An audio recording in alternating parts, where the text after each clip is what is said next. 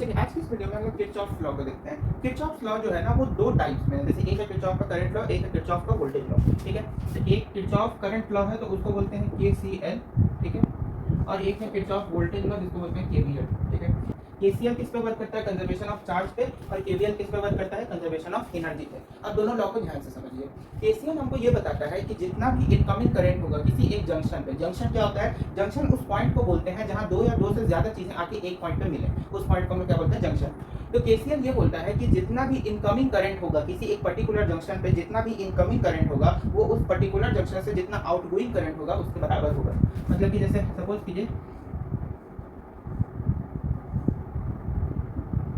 यहाँ से I1 current आया, यहाँ से I2 करंट आया और यहाँ पे I3 करंट गया। तो इनकमिंग करंट इसमें कौन है? इनकमिंग मतलब जो करंट जंक्शन पे आ रहा है। यहाँ पे जंक्शन कौन है? ये वाला पॉइंट। इस पे कितना करंट आ रहा है? दो करंट, एक I1 एक I2। तो I1 plus I2 is equal to I3, यानी कि जितना भी इनकमिंग करंट होगा वो जितना आउटगोइंग यानी कि जंक्शन से जो करंट जा रहा होगा बाहर की तरफ उसके बराबर होगा। अब जैसे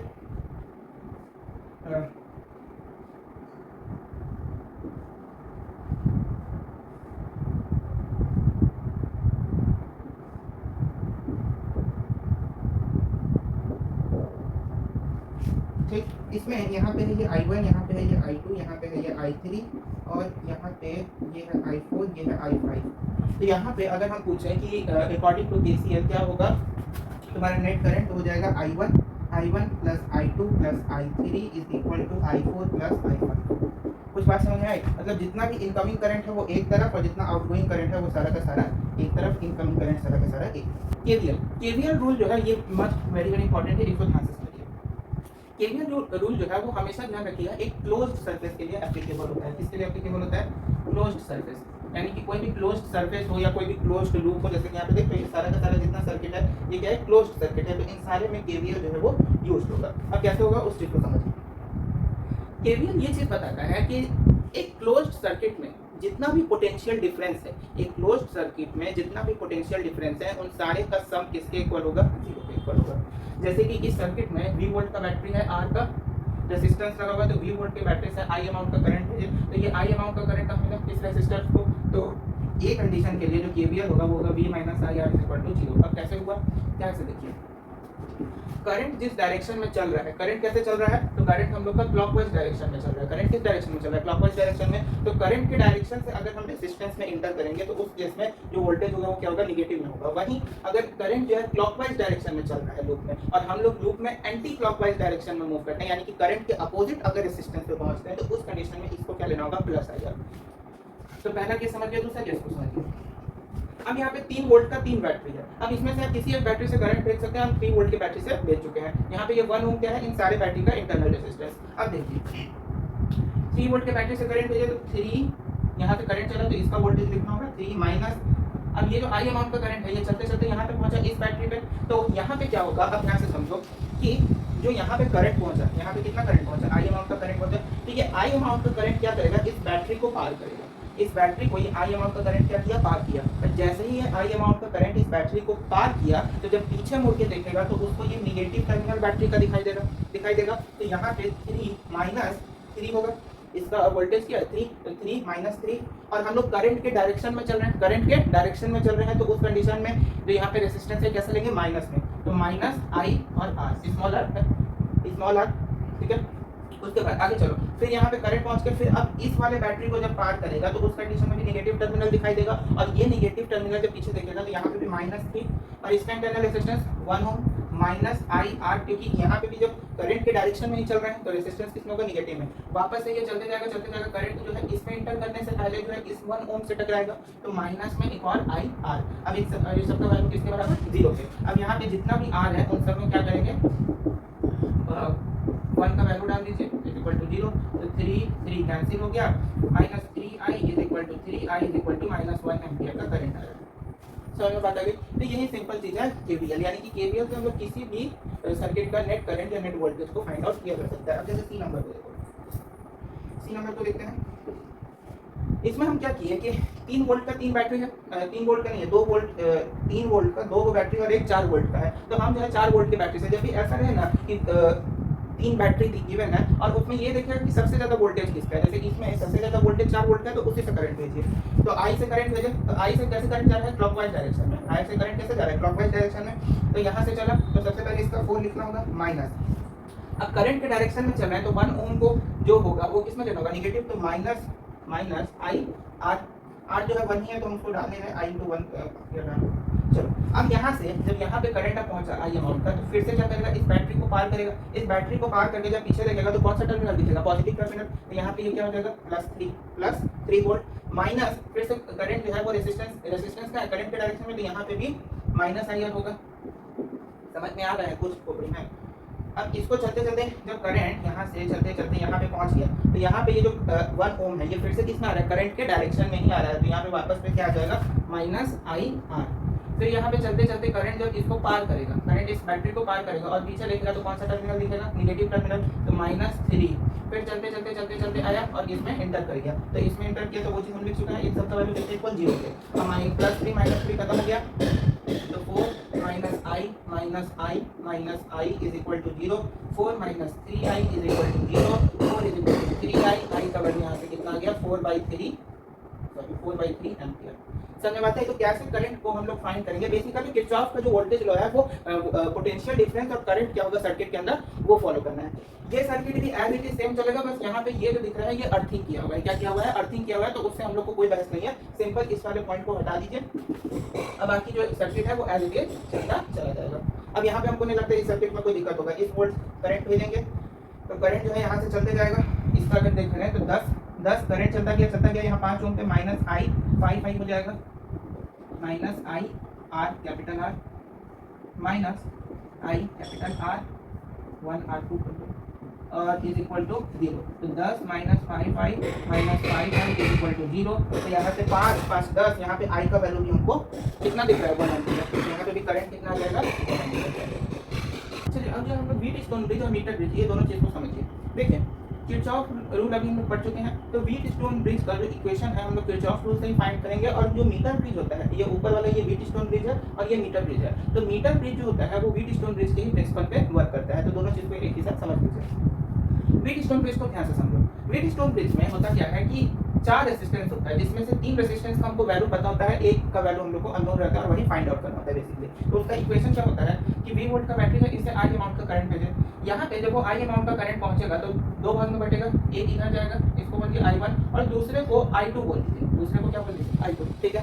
अब ये जो I1 करंट है, ये यहाँ जाके कितने भाग में टूटेगा, एक ही भाग में। क्यों, क्योंकि ये जो व्हीटस्टोन ब्रिज है ये कैसा व्हीटस्टोन ब्रिज है, बैलेंस व्हीटस्टोन ब्रिज है। अब यहाँ पे ध्यान से समझिए, फॉर बैलेंस व्हीटस्टोन ब्रिज हम लोग को जो व्हीटस्टोन ब्रिज पढ़ना है कैसा बैलेंस। तो फॉर बैलेंस व्हीटस्टोन ब्रिज देखिए व्हीटस्टोन ब्रिज बैलेंस तब होगा जब बी पॉइंट का पोटेंशियल और इस पॉइंट के पोटेंशियल का जो डिफरेंस है वो क्या हो जाए, 0 हो जाए। 0 होने का मतलब ये है कि ये जो R5 रेजिस्टर है यानी ये R5 जो रेजिस्टेंस है इस सर्किट के थ्रू कोई भी करंट फ्लो ना करे। एनसीईआरटी बुक में यहाँ पे R5 की जगह गैल्वेनोमीटर है जो इसका डिफ्लेक्शन जो है 0 पे है, मतलब कि यहाँ पे कोई भी करंट का फ्लो नहीं होगा। किसके थ्रू, R5 के थ्रू।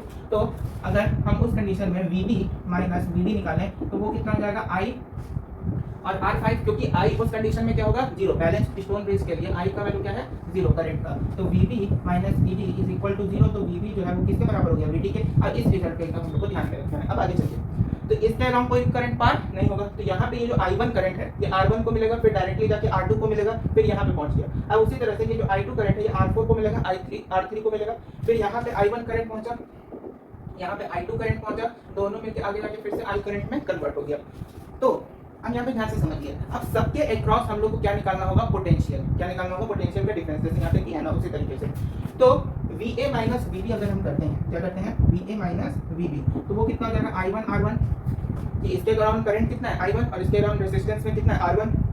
तो VA माइनस VB क्या हो गया I1 इंटू R1। उसी तरीके से VB माइनस VC करें तो क्या हो जाएगा I1 R2 हो जाएगा। अब यहाँ पे R1 बाई R2 का, क्योंकि हम लोग को फाइंड आउट क्या करना है, रेजिस्टेंस, यानी कि 4 रेजिस्टेंस है ना, R1 R2 R3 R4, और बीच वाले से तो करंट जाने का तो उसको भूल ही जाना है। तो इसमें से 3 रेजिस्टेंस का वैल्यू हम लोग को गिवन होता है, चौथा को फाइंड आउट करना होता है। और ये बहुत अच्छा चीज़ है व्हीटस्टोन ब्रिज। इसी की मदद से हम लोग मुश्किल से मुश्किल सर्किट को 1 मिनट में सॉल्व किया जा सकता है। तो इसमें R1/R2 का अगर हमको रेशियो चाहिए तो इसको डिवाइड कर दीजिए। तो डिवाइड अगर इसको हम लोग करते हैं तो I1 से I1 कैंसिल, तो VA minus VB/VB minus VC is equal to R1/R2 हो गया। एक चीज़ और ध्यान रखिएगा कि बोर्ड में व्हीट स्टोन ब्रिज का डेरिवेशन इंपॉर्टेंट है। एक 2 या 3 मार्क्स में इसका डेरिवेशन आपसे पूछ लेगा, इसका डेरिवेशन सही थी हम आपको इसका बता रहे टोटल। तो VA माइनस VB ये हो गया, इसको मान लीजिए इक्वेशन 1। अब नीचे के लिए चलिए, I2 करंट के अकॉर्डिंगली VA माइनस VD क्या हो जाएगा, I2 इंटू R4 और VD माइनस VC क्या हो जाएगा, VD माइनस VC क्या हो जाएगा, I2 इंटू R3 हो जाएगा। अब इसको अगर यहाँ पे R4/R3 का रेशियो लें तो वो क्या आ जाएगा, VA minus VD/VD minus VC is equal to R4/R3, यही होगा। इसको मान लीजिए इक्वेशन नंबर 2। यहाँ पे हम लोग क्या बोले कि VB जो है VD के बराबर है।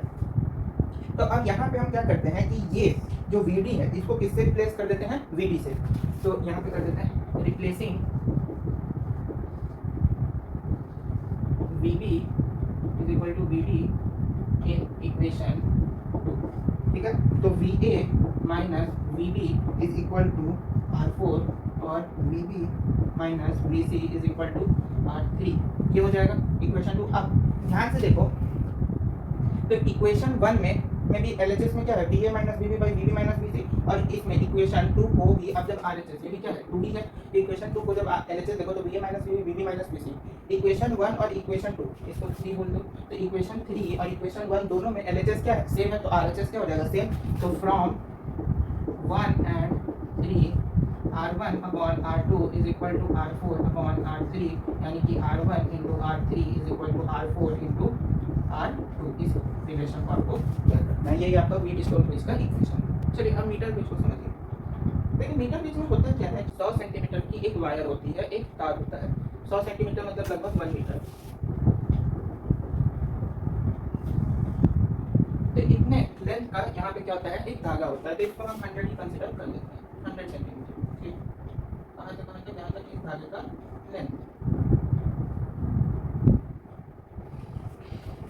अब होता क्या है, इस चीज को समझिए। मीटर ब्रिज जो है वो बैलेंस्ड व्हीट स्टोन ब्रिज के कंडीशन पे काम करता है, यानी कि मीटर ब्रिज का जो इक्वेशन आएगा वो इसी फॉर्म में आएगा। यानी ये जो दिख रहा है ना, ये दो form R1/R2 equal to R4/R3 और R1 मतलब दोनों सेम ही चीज़ है, मतलब यही इक्वेशन आता है। अब होता क्या है, इसमें यहाँ पे ये जो S है ये क्या है, स्टैंडर्ड रेजिस्टेंस है जिसका वैल्यू हम लोग को पता होता है, और ये क्या है, R अननोन रेजिस्टेंस है जिसका वैल्यू हमको नहीं पता होता है। ये मेरा मेटल का क्या है, प्लेट सब है, तो इससे इतना बहस नहीं। बीच में ये जो आपको दिख रहा है इसको कहते हैं जॉकी, इसको क्या बोलते हैं, जॉकी। ये जॉकी क्या होगा, इस 100 सेंटीमीटर का जो वायर है इस पे पेंडुलम की तरह ऐसे ऐसे ऐसे ऐसे जो है मूव करता रहेगा, और ये मूव तब तक करता रहेगा जब तक इसको कोई एक ऐसा पॉइंट ना मिल जाए जहाँ पे ये पूरा का पूरा व्हीट स्टोन ब्रिज क्या हो जाए, बैलेंस हो जाए। अब व्हीट स्टोन ब्रिज कैसे होगा, इस चीज को समझिए। सपोज करते हैं कि एक वायर के एक पॉइंट से जहाँ पे सपोज करते हैं उसको बैलेंस पॉइंट यहाँ मिला, ठीक है, इस जॉकी को बैलेंस पॉइंट कहाँ मिला, यहाँ पे मिला। तो एक वायर से इस पॉइंट का लेंथ बोल देते हैं L, कितना बोल दिए, L। तो यहाँ से लेके यहाँ तक का लेंथ क्या हो जाएगा, 100 माइनस L। ये लेंथ कितना हो गया, 100 माइनस L हो गया। अच्छी बात, 100 माइनस L, ठीक है ना, ये लेंथ हो गया। तो यहाँ पे अगर ये जॉकी जो है मूव करे और मूव करके इस पॉइंट पे इसको बैलेंस कंडीशन मिला, यानी इस पॉइंट के दौरान जो इसमें जो गैल्वेनोमीटर है उसमें करंट क्या हो गया, जीरो हो गया, करंट क्या हो गया, जीरो हो गया। तो वहाँ उस कंडीशन में ये जो पॉइंट होगा वो बैलेंस पॉइंट होगा, बैलेंस पॉइंट होगा। तो यहाँ पे जब इसके थ्रू कोई करंट फ्लो नहीं करेगा तो ये जो 3 है ये मेरा क्या हो गया, इसी 4 रेजिस्टेंस की तरह हो गया कि नहीं। ये जो है एक L, एक 100 माइनस L, एक S, एक R। तो ये जो 4 चीज आपको दिख रहा है वो इसी 4 चीज के जैसा है कि नहीं है, जिसमें से इस जॉकी को आप ये R5 रेजिस्टेंस मान लो कि जॉकी में कोई करंट फ्लो नहीं हो रहा, मतलब R5 में भी कोई करंट फ्लो नहीं हो रहा था व्हीट स्टोन ब्रिज में, और सेम चीज यहाँ जॉकी में भी हो रहा है। यानी कि R का, क्योंकि इसमें भी हमको किसका वैल्यू फाइंड करना है, R का। S का वैल्यू हमको पता है, ये पता है हमको 100 माइनस L, और ये भी पता है हमको कितना L। तो सिंपल यही वाला इक्वेशन आएगा कि नहीं आएगा, आएगा। तो हम इसको लिख देते हैं, ये मेरा क्या मान लीजिए R1 R2 R3 और ये sorry R1 R2 R3 R4। तो R1 इंटू R3 यानी कि R into 100 minus L is equal to S into L। समझ में कुछ बात आ रही है, हम क्या बोलना चाह रहे हैं।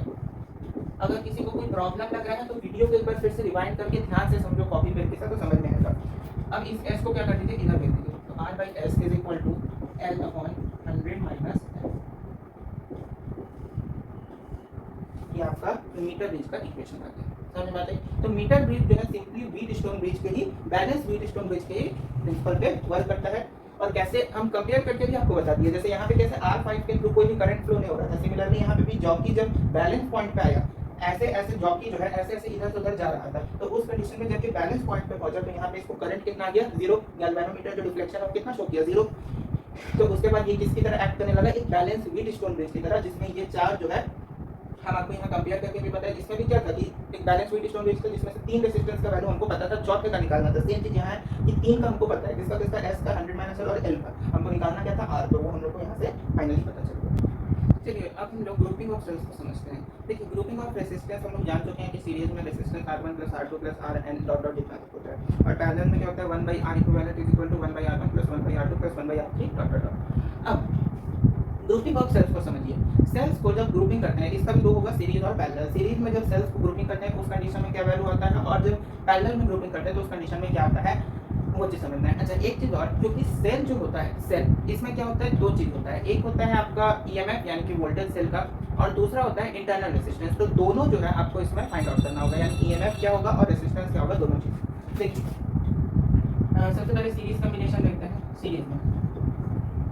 सीरीज में यहाँ पे एक सेल है, यहाँ पे दूसरा सेल है, दोनों जो है एक एक्सटर्नल रेजिस्टेंस कैपिटल R से कनेक्टेड है। ये क्या है कि एक्सटर्नल रेजिस्टेंस है, इसका ईएमएफ है E1 R1 और ये है E2 R2। ठीक है, यहाँ पे R1 R2 क्या है, इंटरनल रेजिस्टेंस। ठीक है, कोई दिक्कत नहीं। अब सपोज कि हमने यहाँ से I अमाउंट का करंट फ्लो करा है, I अमाउंट का क्या किया, करंट फ्लो किए। तो अब इस सर्किट को बोल दीजिए A B C D। इसको अगर आगे हम ड्रॉ करें तो वो कैसा होगा, कुछ ऐसे। यहाँ पे ये R है ना, इसको इक्विवेलेंट और R इक्विवेलेंट, यानी कि ये जो दोनों सेल था इन दोनों के बदले एक सिंगल सेल को यहाँ पे इक्विवेलेंट के तौर पे रख दिए, A B C D A। अब ये जो लूप है A B C D A जो लूप है, इस लूप में हम लोग क्या अप्लाई करते हैं, KVL यानी किरचॉफ वोल्टेज लॉ। तो applying KVL in A B C D A loop.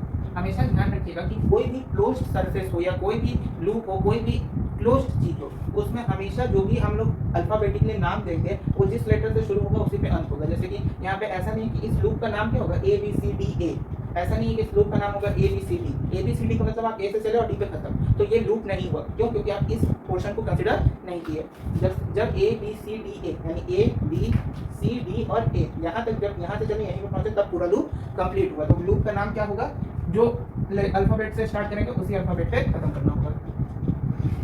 तो केवीएल अगर अप्लाई किए तो I अमाउंट का करंट चला, तो E1 माइनस IR, क्योंकि यहाँ पे जब करंट आएगा I अमाउंट का तो वो RE के डायरेक्शन में होगा। वो किसके डायरेक्शन में, जो करंट आया वो किसके, कैसे है, हम लोग जो केवीएल अप्लाई कर रहे हैं वो किस डायरेक्शन में, करंट के डायरेक्शन में। तो करंट के डायरेक्शन में रेजिस्टेंस का जो वोल्टेज होगा वो क्या होगा, नेगेटिव। तो E1 माइनस IR, फिर ये करंट कहाँ तक आ जाएगा, यहाँ पे आएगा और इस बैटरी को क्या करेगा, क्रॉस करेगा। तो बैटरी को क्रॉस करेगा, पीछे निकलेगा, कौन सा टर्मिनल देखेगा, पॉजिटिव टर्मिनल किसका, E2 का।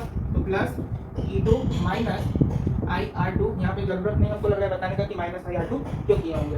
अब यहाँ पे करंट पहुंचा वापस से, तो यहाँ पे माइनस IR1 हो गया = 0, क्योंकि E1 जो है शुरुआत में लिख चुके हैं तो दोबारा नहीं लिखेंगे।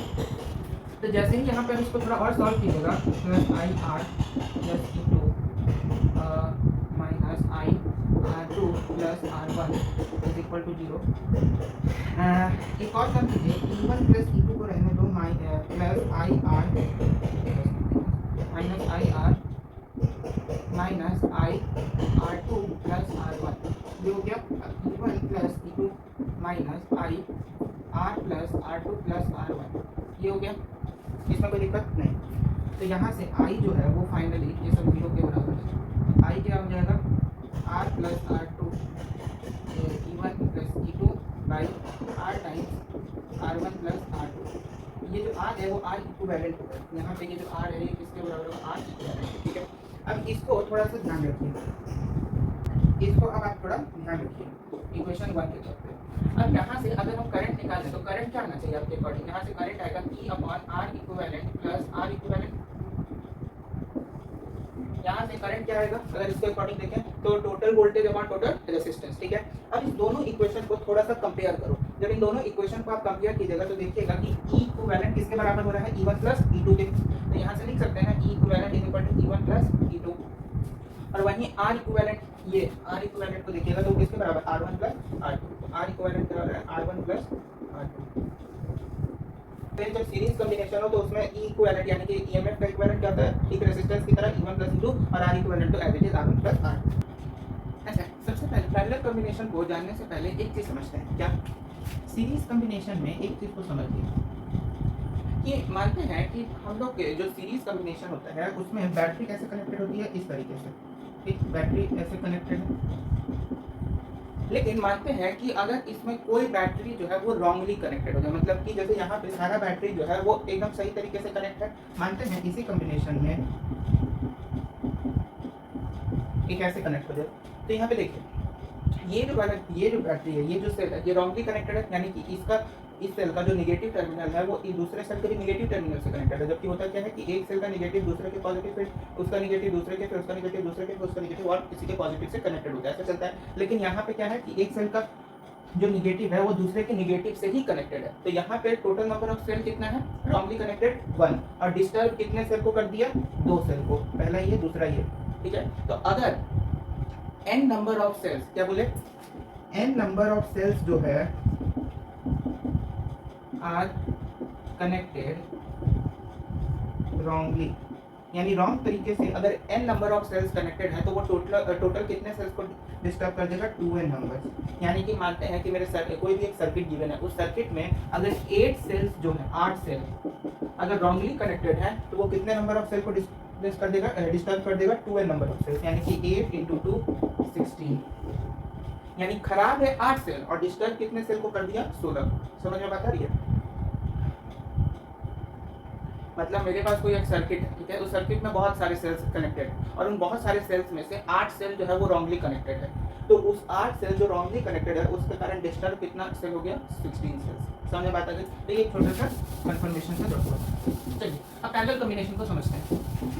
पैरेलल कॉम्बिनेशन में क्या करना है कि सेम तरीका होगा जैसे हम लोग सीरीज में जाके केवीएल रूल जो अप्लाई किए थे, सेम यहाँ पे भी करना है। तो सपोज करते हैं यहाँ से I1 अमाउंट का करंट चला, यहाँ से I2 अमाउंट का करंट चला। ये जो I1 अमाउंट का करंट है ये चलते चलते यहाँ पे पहुंचेगा, यहाँ पे ये I2 करंट इस I1 करंट में मिल जाएगा और आगे कितना करंट जाएगा, I1 प्लस I2, इस अमाउंट का करंट आगे जाएगा।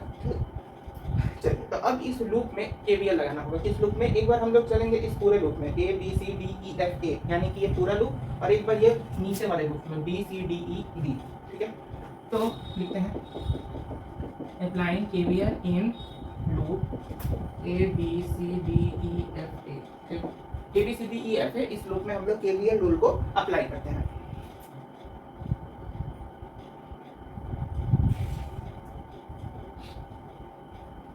तो देखिए सबसे पहले कहाँ शुरू होगा, E1 से चला, E1 माइनस यहाँ पे ये जो रेजिस्टेंस है इसको ये दोनों करंट मिलेगा तो माइनस में I1 plus I2 into R, फिर ये आगे चला और इसको फिर से कौन सा करंट मिलेगा, R1 को, I1 करंट, तो minus I1 R1 is equal to 0। इसको और सॉल्व करते हैं।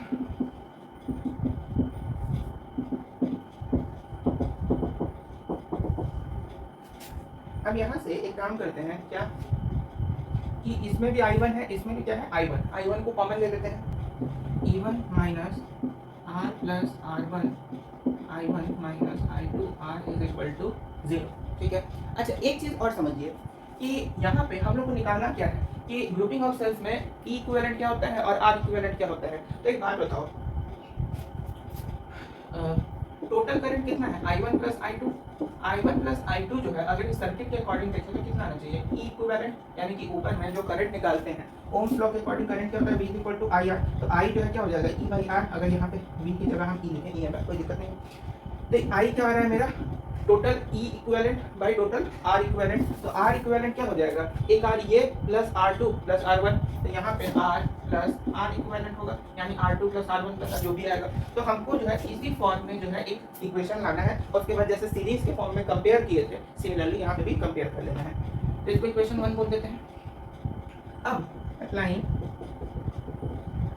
KVL, देखिए हम लोग को लाना दो चीज़ है, एक इक्विवेलेंट एक आर इक्विवेलेंट, तो हम लोग को इक्वेशन भी दो लेना होगा। एक इक्वेशन ये आ गया इक्वेशन नंबर 1, एक KVL लगा लेते हैं B C D E B। तो B C D E B में करंट क्या है, इसको करंट कितना मिल रहा है, I1 प्लस I2, लेकिन इस E2 को क्या करंट मिल रहा है, I2, तो E2 minus I1 plus I2 times R। फिर उसके बाद से यहाँ पे इस R2 को कितना करंट मिलेगा, I2 minus I2 R2 is equal to 0। तो यहाँ से हम इसको और सॉल्व कर लेते हैं। E2 minus minus I1R minus I2R minus I2R2 is equal to 0। अब यहाँ से अगर हम देखें तो यहाँ पे I2 कॉमन हो रहा है, तो I2 को कॉमन लीजिए। E2 minus I1R minus R plus R2 I2 is equal to 0। ये हो गया इक्वेशन 2। हमको क्या चाहिए यहाँ पे कि इसको पूरी तरीके से हम लोग को इक्विवेलेंट आर इक्विवेलेंट लाना है, ठीक है। तो उसके लिए हम क्या करते हैं कि इक्वेशन 1 में ये जो दिख रहा है इसमें क्या करते हैं, आर से मल्टीप्लाई करते हैं। किससे मल्टीप्लाई करते हैं, कैपिटल आर से। और नीचे वाले इक्वेशन में हम लोग R plus small R into 1, मतलब कि ये लिख देते हैं इक्वेशन 1 में किससे मल्टीप्लाई किया, आर से, ठीक है। और उसके बाद आप क्या करेंगे, इसमें से माइनस कर देंगे। पहले इक्वेशन 1 को आर से मल्टीप्लाई किए, उसके बाद माइनस करेंगे इक्वेशन 2 को, और इक्वेशन 2 में भी किससे मल्टीप्लाई करेंगे, आर प्लस R1 से, ठीक है। अब देखो इससे फायदा क्या होगा, फायदा ये होगा इवन, अब पहले इक्वेशन को मल्टीप्लाई करो तो क्या हो जाएगा, even R minus R plus R1 I1 R minus I2 R square is equal to 0 आ रहा है। अब इक्वेशन 2 को भी क्या करते हैं, R प्लस R1 से मल्टीप्लाई करते हैं। तो into R plus R1 minus I1 R plus R1 minus R plus R2 into R plus R1 into I2 is equal to 0। अब इस पूरे को सॉल्व कीजिए। तो जैसे ही इसको सॉल्व कीजिएगा तो यहाँ माइनस, यहाँ प्लस, बस खत्म। अब यहाँ पे ध्यान से देखो, चलिए अब इसमें ये दिख रहा है minus R plus R1 I1, अब यहाँ पे प्लस I1 R, तो ये दोनों टर्म क्या हो गया, कैंसिल हो गया। जो टर्म बचा उसको एज इट इज लिख लीजिए। तो टर्म क्या क्या बचा, minus E2 R minus E2 R1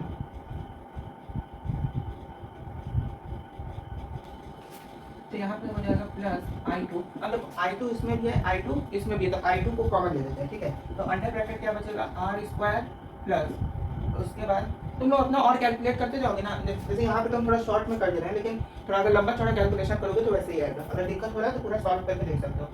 वैसे यहाँ पे कुछ समझ, जैसे I2 जो है वो दोनों में था तो उसको कॉमन ले लिए, बचा R स्क्वायर लिख लिए। एक R स्क्वायर देखो यहाँ पे भी आएगा, एक R स्क्वायर कहाँ पे आएगा, यहाँ पे, ठीक है। तो वो माइनस में जाएगा, क्योंकि यहाँ पे क्या साइन लगा हुआ है देखो, माइनस, तो वहाँ पे प्लस और यहाँ पे माइनस, तो माइनस में वो चला जाएगा। तो उसको बाद में लिखने के पहले यहाँ लिखते हैं एक R1 आएगा, इस R से इस R1 को करेंगे, तो एक R1 प्लस R2, उसके बाद एक R1 इंटू R2 आएगा, R1 इंटू R2, और एक माइनस R स्क्वायर, और तो कुछ नहीं आना है, इज इक्वल टू 0, यही आएगा, और तो कुछ आएगा नहीं। चलिए, तो अब जितना भी LHS में है उन सबको RHS में भेज दीजिए। तो यहाँ से मेरा I2 पता चल जाएगा, और सिमिलर चीज़ हम लोग को I1 के लिए भी करना होगा, लेकिन I1 में इतना मतलब अच्छे नहीं करना है। चलिए उसमें बताते हैं क्या करेंगे। तो देखिए, तो यहाँ से I2 अगर निकालें तो वो क्या हो जाएगा, R square plus R1 plus R2 plus R2 minus R square is equal to, अब यहाँ पे प्लस E1 है तो इधर जाके माइनस हो जाएगा, और ये दोनों चीज़ किसमें हो जाएगा, प्लस में। तो यहाँ पे E2 R minus E1 R plus E2 R1 होगा। तो यहाँ से I2 पता चल गया, I2 क्या आ गया मेरा, E2 R minus E1 R plus E2 R1 by R square plus R times R1 plus R times R2 plus R1 R2 minus में R स्क्वायर। ये यहाँ पे मेरा क्या पता चल गया, I2, ये यहाँ पे मेरा I2 फाइंड आउट हो गया। सिमिलरली I1 भी निकाल लेंगे। तो I1 में ज़्यादा कुछ नहीं होगा, बस यहाँ पे थोड़ा खेल का एक्सचेंज हो जाएगा, जैसे यहाँ पे साइन का और बस ये जो नंबर्स हैं उनका उलटफेर होगा, बाकी सब कुछ सेम रहेगा। थोड़ा इसको और सॉल्व कर लीजिए। तो यहाँ से R स्क्वायर कैंसिल ही हो गया, R इसमें से कॉमन ले लो, तो R इसमें से कॉमन लोगे तो I2 जो है एक तरह से फाइनल हम यहाँ लिख दे रहे हैं, E2 R minus E1 R plus E2R1 divided by R square cancel हो गया। अब इसमें से अगर हम r कॉमन लेते हैं तो बचेगा क्या R1 प्लस R2। तो अगर वहाँ से r कॉमन लिए बचा क्या R1 प्लस R2 और क्या प्लस R1 इंटू R2। ठीक है,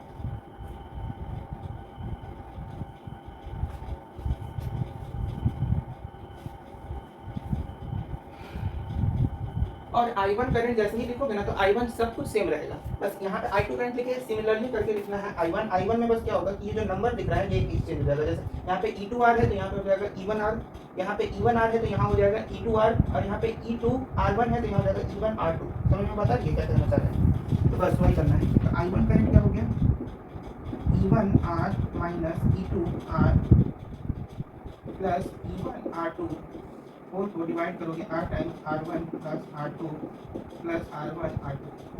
तो यहाँ से मेरा I2 आ गया और I1 आ गया। अब जब इन दोनों इक्वेशंस को क्या करेंगे, ऐड करेंगे, तो ऐड करके देखते हैं। तो ऐड कीजिएगा, आप समझिए यहीं पे समझिए। अगर इन दोनों इक्वेशंस को हम क्या करते हैं, ऐड करते हैं, तो देखिए नीचे में जो है एलसीएम तो सेम रहेगा, एलसीएम में तो कोई अंतर है नहीं। बस क्या होगा कि ऊपर में E2R है, यहाँ पे प्लस E2R, यहाँ पे माइनस E2R, ये दोनों कैंसिल हो जाएगा। ठीक है, यहाँ पे प्लस E1R, यहाँ पे माइनस E1R, ये भी कैंसिल हो जाएगा। बस ऊपर में क्या हो जाएगा E1R2 प्लस E2R1, ये दोनों बचेगा, बाकी दोनों क्या हो जाएगा कैंसिल। और कुछ बचेगा नहीं बचेगा, तो इस दोनों में ये और ये कैंसिल ही हो गया। जब दोनों को प्लस किए तो I1 प्लस I2 क्या होगा, क्या लिख देते हैं, I1 प्लस I2 हो गया मेरा E2R1 plus E1R2, E2R1 plus E1R2 divided by R times R1 plus R2 plus R1 into R2। अब इसके बाद क्या करना है कि हमको इस इक्वेशन और इस इक्वेशन को कंपेयर कर लेना है। तो यहाँ पे देखिए, यहाँ पे E इक्विवेलेंट है और E इक्विवेलेंट किसके इक्वल आ रहा है, E2R1 प्लस E1R2 के। तो उसके बाद R इसमें भी है, R इसमें भी है, और तो कोई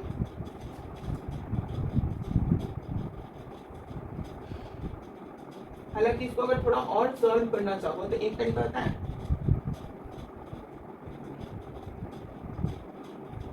इसमें ऊपर और नीचे R1 प्लस R2 से डिवाइड कर लीजिए। ठीक है, तो और अच्छे से तुमको समझ में आएगा क्या बोलना चाह रहे हैं। देखो ऊपर में जब R1 प्लस R2 से डिवाइड करोगे, ठीक है, तो क्या आएगा E2R1 plus E1R2 by R1 plus R2, और नीचे में क्या होगा R plus R1 R2 by R1 plus R2। तो पहले पढ़ा नहीं तो बताए, जैसे I1 प्लस I2 अगर हम बनाएं तो हम नहीं करते, जैसे ऊपर में आ जाएगा E2R1 plus E1R2 divided by R1 plus R2। ठीक है, और उस पूरे को जब डिवाइड कीजिएगा R1 R2 by R1 plus R2। ठीक है, आपको समझ में आ रहा है हम क्या बोलना चाह रहे हैं। तो अब यहाँ से वो जो इक्वेशन है उसको कंपेयर कीजिए, I1 plus I2 is equal to E equivalent by R plus R equivalent. तो अब इस दोनों इक्वेशन को जब अब दोनों इक्वेशन को कंपेयर करो, तो E इक्विवेलेंट किसके बराबर आ रहा है, E2R1 प्लस E1R2 के बाई R1 प्लस R2। तो यहाँ से E इक्विवेलेंट का फॉर्मूला पता चल गया, E इक्विवेलेंट किसके बराबर हो रहा है और R इक्विवेलेंट किसके बराबर हो रहा है, ये भी चीज हम लोग को पता चल गया। तो पैरेलल कॉम्बिनेशन में समझ में आ गया, पैरेलल कॉम्बिनेशन में E इक्विवेलेंट क्या होगा, E2R1 plus E1R2 by R1 plus R2, और R इक्विवेलेंट जो होता है पैरेलल कॉम्बिनेशन में रेजिस्टेंस क्या होता है पैरेलल में, R1 R2 by R1 plus R2। तो रेजिस्टेंस का जो सेम है जो होगा वही आएगा, बस इक्विवेलेंट जो सेम है उसका याद कर लीजिए, E2R1 plus E1R2 by R1 plus R2।